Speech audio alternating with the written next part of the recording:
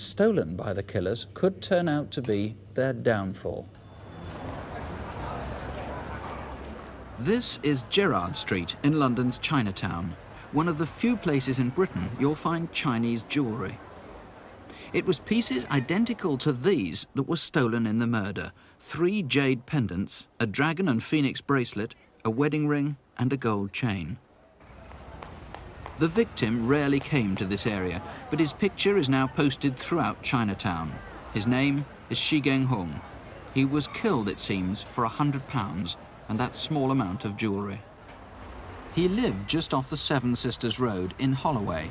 He'd moved from the United States last year to live with his son here in Sussex Way. He was a quiet, rather private man, with few friends or interests outside the family. At 66, he was in good shape and liked walking to keep fit. Monday, the 11th of August, was very much like any other day.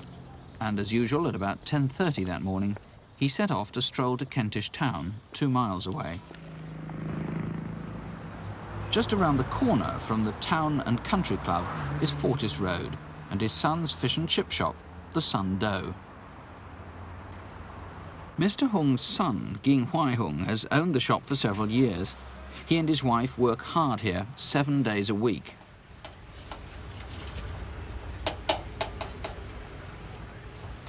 That Monday, Shi Genghong was especially pleased to see his granddaughter, Rosie. She and her mother had stayed the previous night in the living quarters above the shop.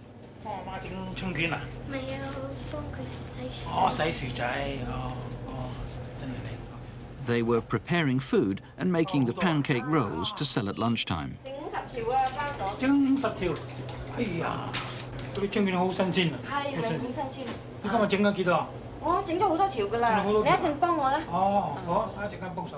Shi Genghong knew a great deal about the catering trade. He jointly owned a restaurant in Brooklyn in New York.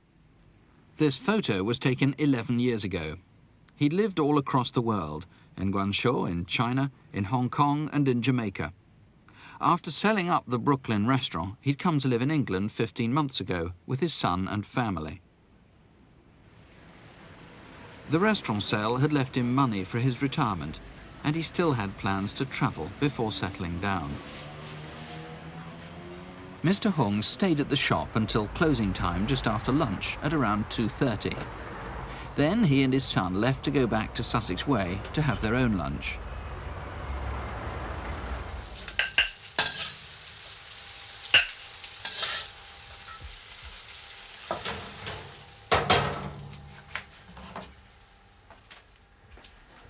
I have 消息關於你嘅叔。乜嘢啊？你嘅叔同你阿嬸咧，依家人在香港，咁咧佢哋咧就，我諗今年咧翻去香港了啊。你幾時想去啊？大約聖誕時間啦嚇。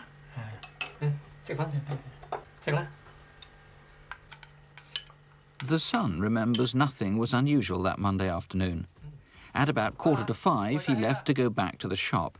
His father seemed happy and at ease. Shi Genghong loved reading and gardening.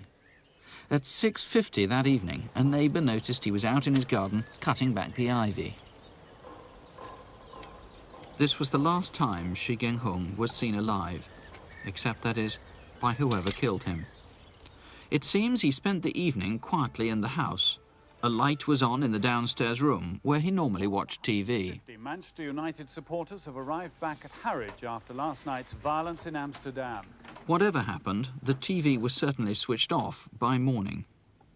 We know he had an evening meal and washed the dishes, but the light stayed on all night. Sometime between 9 and 11 p.m, at least 2 people got into the house. They stabbed, tortured and battered Shi Genghong to death.